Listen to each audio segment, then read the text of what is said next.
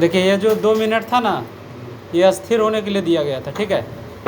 इसमें आप बहुत ज़्यादा कुछ नहीं कर सकते, समझ गए ना। इसमें आप ज़्यादा ये कर सकते हैं कि आप अपना कीबोर्ड चेक कर सकते हैं और अपने आप को अस्थिर कर सकते हैं, ठीक है।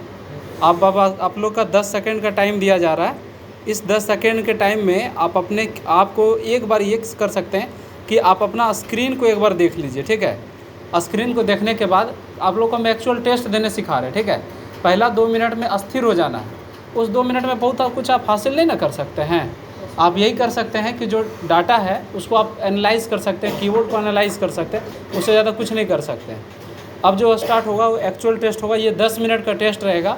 इस टेस्ट में शुरुआत में ना हड़बड़ाना है और ना ही तेज़ आपको टाइप करना है, संभल के टाइप करना है। जैसे अगर जो वर्ड कैपिटल रहे उसे कैपिटल देकर करना है, जो स्मॉल रहे उसे स्मॉल करना है, जो जहाँ पे कॉमा रहे उसे कॉमा देकर करना है। तो अब आप लोग का 10 सेकेंड का समय है।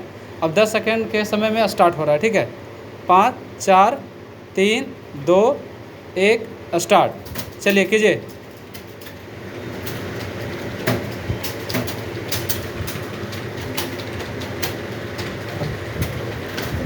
देखिए वो अभी करबो नहीं किया स्टार्ट। आपका नहीं हुआ जी।